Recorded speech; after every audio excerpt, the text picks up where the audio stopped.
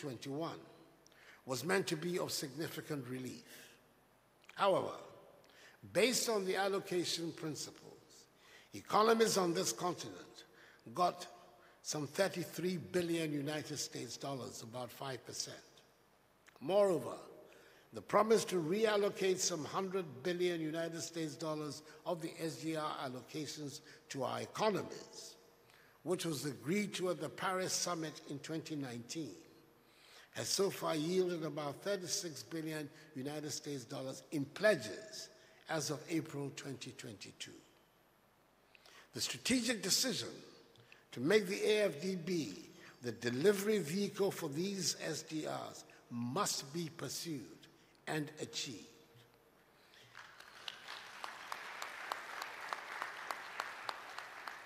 Leveraging the SDRs 4 times as AFDB does will significantly boost resources for Africa's transformation. Ladies and gentlemen, the combined effects of the debt situation, rising interest rates, and rising cost of living are resulting in severe macroeconomic and financial instability.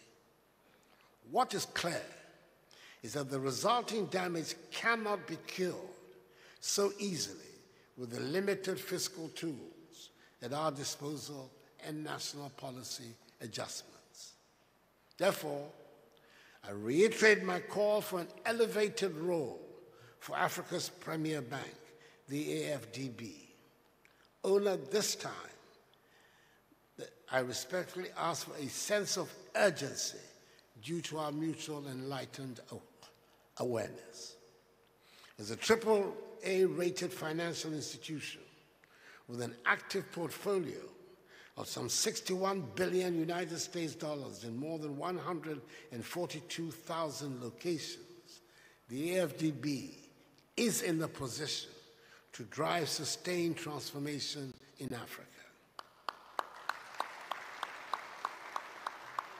It is in this spirit that I'm happy to learn that the AFDB board has approved funding for the 1.5 billion Africa Emergency Food Production Plan to support countries to produce food rapidly while delivering climate-resilient agricultural technologies to 20 million farmers, and thus leveraging this facility over 8 times.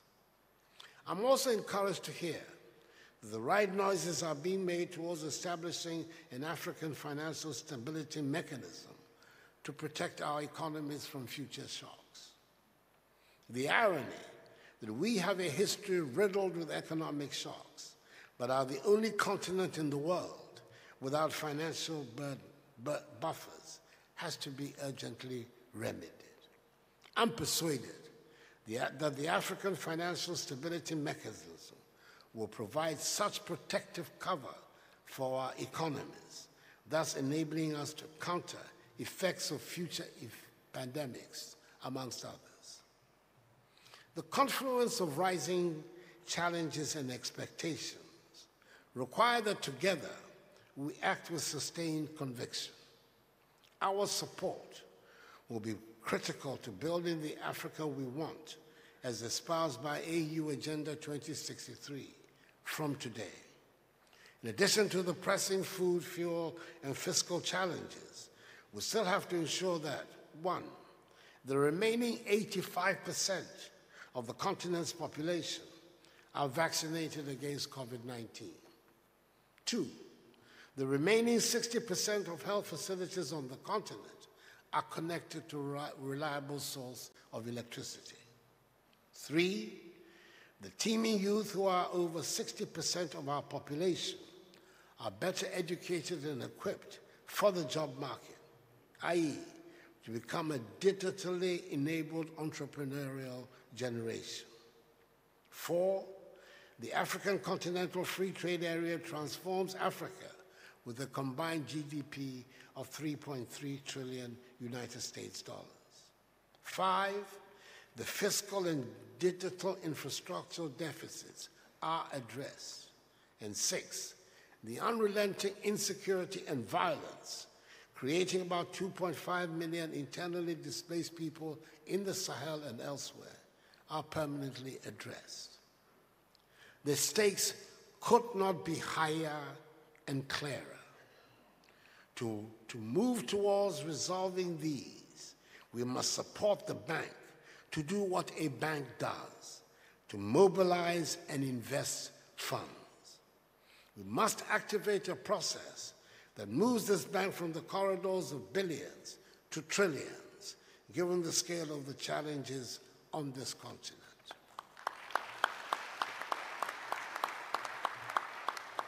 Ultimately, the AFDB must become the dominant financing institution for African transformation in the medium term. This means we must bridge and overhaul the financing gap that exists with other complementary institutions.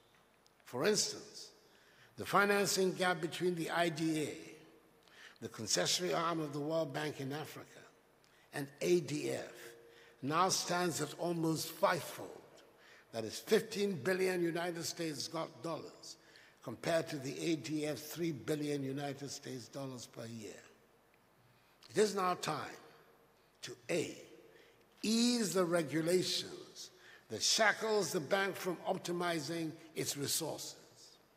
Amending the articles that precludes the ADF from entering the market to leverage its resources must be first-order priority.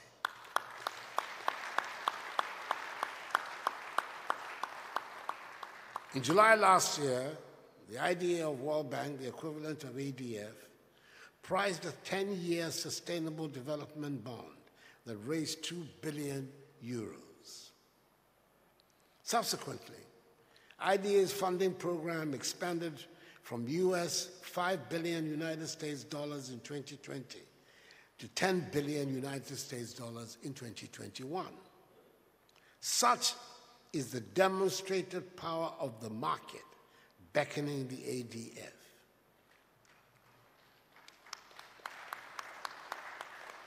With an ADF equity of 26 billion United States dollars, the prospects could be an additional 8 to 10 billion United States dollars, which could drive sustained transformation, especially for both fragile and states in transition on this continent. B, consider carefully consolidating the balance sheets of both the ADB and ADF to enable raise more resources. There are financial efficiency, policy, and administrative gains inherent to having a single entity with a consolidated balance sheet and harmonized fundraising and governance processes. Overlapping clients and majority of our countries requiring concessional access would enable this consolidation to be beneficial. C, sustained efforts to leverage private investments into Africa. The OECD suggests that the 2.5 trillion United States dollars financing gap for the SDGs could balloon to 4.2 trillion United States dollars. It points out that this gap could be filled by realigning just 1.1% of the 379 trillion United States dollars in global financial assets under management. AFDB must lead in crowding in these resources. And D, demonstrate foremost interest in the proposal by the AU to explore the issuance of security-indexed investment bonds to raise funds to address the root causes of increasing insecurity and poverty. With increased financial resources, the bank could recapitalize key African financial institutions such as the Regional Development Banks, Afro-Exim Bank, Africa Guarantee Fund, Africa Reinsurance Company, and Africa 50. This will harness the collective institutional strengths of Africa for sustained transformation and will thus avoid the situation whereby, for example, The IMF, as of the end of 2021, was able to lend 41 billion United States dollars to Argentina, with a population of 45 million people, compared to 34 billion United States dollars for the whole of sub-Saharan Africa, with a population of 1.14 billion people.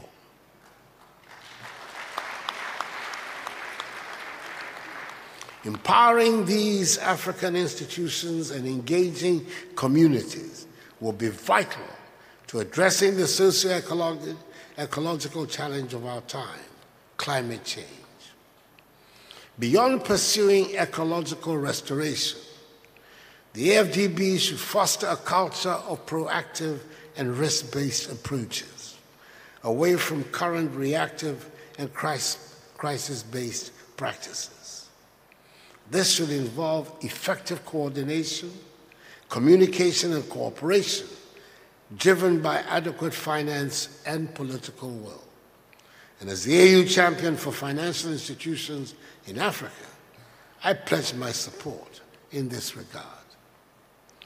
Given our peculiar energy challenges, the bank should engage actively the discourse on shifting to a more sustainable economic model without making African communities and nations worse off. The cost of climate to our common humanity keeps increasing, with our continent bearing a disproportionate burden, though we have caused the least emissions of 3.8%, with the Western nations being responsible for 76%. Yet, only 6 billion United States dollars out of the worldwide total of 30 billion United States dollars of climate adaptation finance flows to Africa, even though the United Nations Environment Program has projected that between 75 million and 250 million people would be affected by climate-induced water stress. Not to mention, financing COP26 compliance could potentially strand Africa's natural resources, including natural gas. How do we develop under such unfair circumstances? The bank must empower Africa to seek justice in the journey to clean energy in a manner that optimizes the exploitation of our abundant natural resources. The design and focus of a just energy transition facility are timely, as they offer material support for powering and lighting up Africa and still meet the targets of climate. We must light up and power Africa to enable her feed herself, integrate, and industrialize.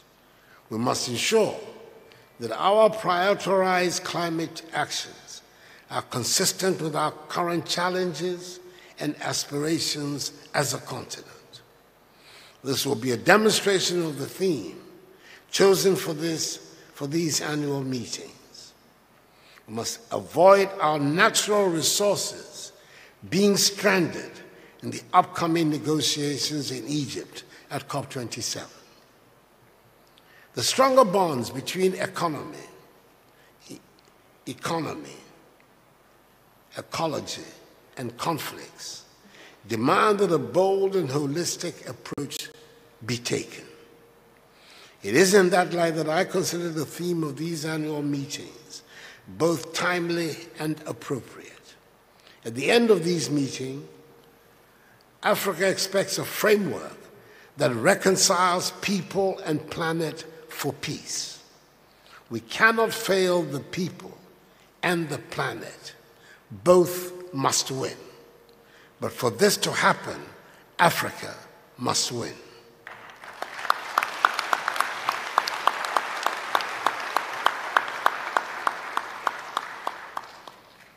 Ladies and gentlemen, the time has come to move towards an economic model which serves our interests, not others. Profits from our resources have benefited foreign creditors for far too long, while we suffer abusive borrowing costs on the international capital markets. There is no basis for our economies being saddled with the so-called African risk premium, which translates into higher spreads than for our European and American counterparts, particularly when our resources were the catalyst for the economic advancement of Western nations.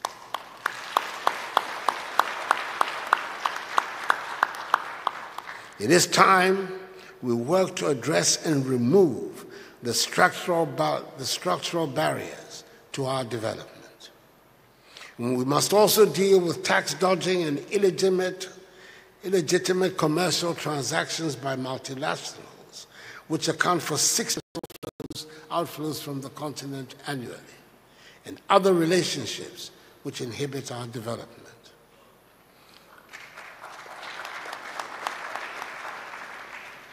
I am comforted by the array of expertise available to us. Now more than ever, it has become urgent to take the necessary steps to transition us towards become a resilient continent. Africa must exploit her productive capacities collectively and build the capacity of her continental development banks in order to realize the Africa we want and an Africa beyond aid. Accordingly, ladies and gentlemen, it is my singular honor to declare the annual general meetings of the African Development Bank Group here in Accra duly open.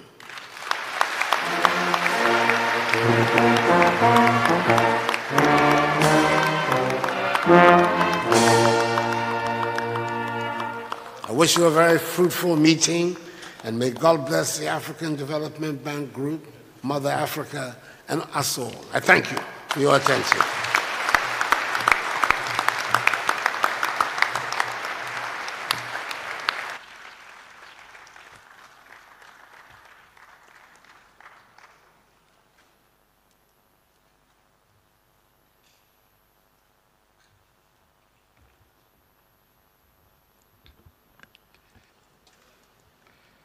Thank you, Mr. President, for such a wonderful speech. And of course, we know you as the advocate for Africa without aid.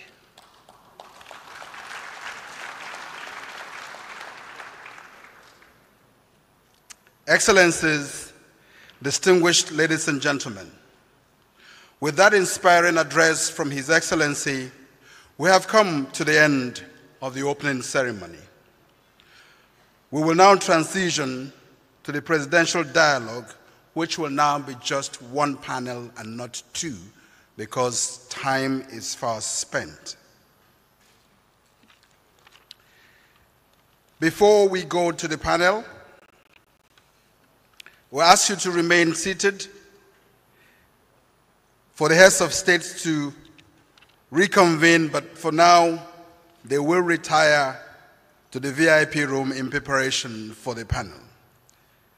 However, let's make the following announcements. There will be a family photo after the presidential dialogue for the following personalities: Excellencies, heads of state and government, the Deputy Chairperson of the African Union Commission, honorable governors of the bank group, and special guests. And then the photo will be followed by a high-level luncheon by invitation at the small arena. We're hoping to get this accomplished to be able to meet the time for the remaining programs of the annual meetings. I now invite His Excellencies, the Excellencies, to please transition to the VIP room while we prepare to move into.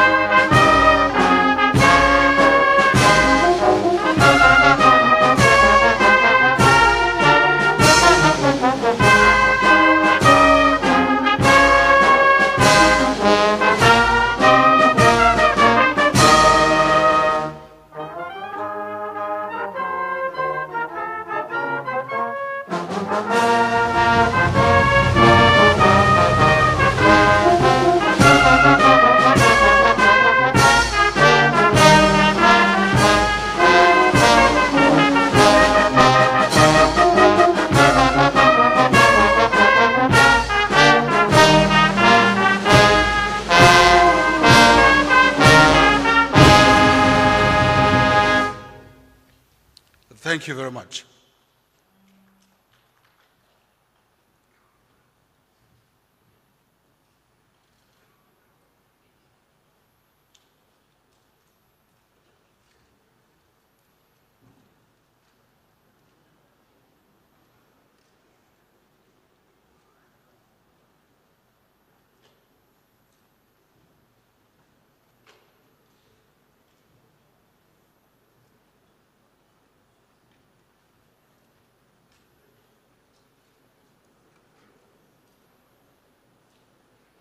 You may be seated.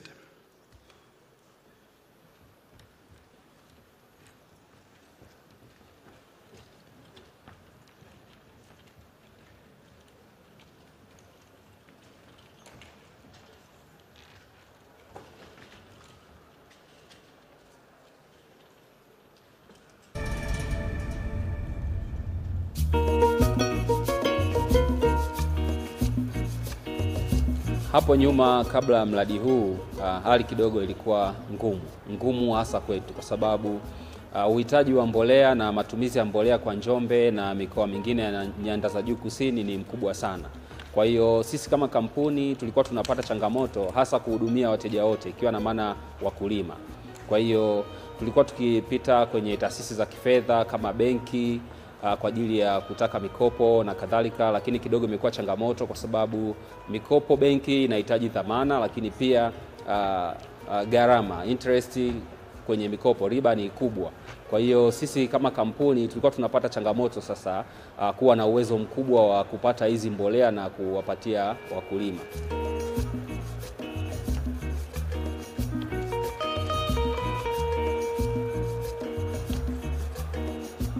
Kwa hiyo kidogo hali ilikuwa iko ngumu, lakini baada ya kuja kwa mradi huu hasa tuseme tumenufaika sana. Tumenufaika kwa sababu sasa yale makampuni ambayo yanasambaza mbolea yameendelea kutuamini zaidi na kuendelea kutupa mzigo zaidi, ambao na sisi unatusaidia sasa kufikisha hizi mbolea kwa wakulima kwa kiasi ambacho wanakihitaji. Mimi kama manager wa kampuni ya Mtele General Traders nilipata nafasi ya kuiwakilisha kampuni kwenye mafunzo ya usimamizi wa biashara. Niseme yalikuwa mafunzo ambayo yametusaidia sana kwa sababu pale tulijifunza namna mbalimbali ya usimamizi wa biashara, utunzaji wa kumbukumbu, pamoja na utunzaji wa taarifa mbalimbali zinazohusiana na biashara zetu, ni namna gani tunaweza kutengeneza faida na vitu kama hivyo. Kwa hiyo niseme ni mafunzo ambayo yalikuwa ni mazuri sana na yamesaidia pakubwa sana kwenye kampuni yetu. Na labda nishauri kwamba mafunzo ya namna ile yawe endelevu, yawe yanafanyika mara kwa mara, kwa sababu wafanyabiashara wanabadilika, kampuni za agrodealers wanabadilika, wafanyakazi kwenye makampuni wanabadilika. Kwa hiyo kuwe na kama refreshers training ambazo zitasaidia zaidi kwa hawa agrodealers kufanya biashara zao vizuri zaidi.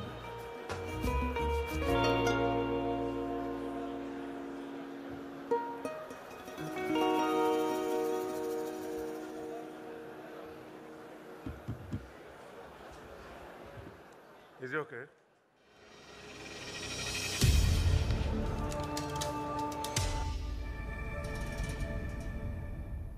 Rapid population growth, climate change-induced flooding and drought, and COVID-19 related lockdowns are setting back our goal to feed Africa. Yet, in Ghana's northern region, an agricultural technologies program is defying these challenges. If it was just for my efforts and capacity, I would have still maintained on my small-scale farming. Jamila and other farmers collectively increased their plantable land by more than 9,000% in just 3 years. Ghana's success is part of the African Development Bank's technology.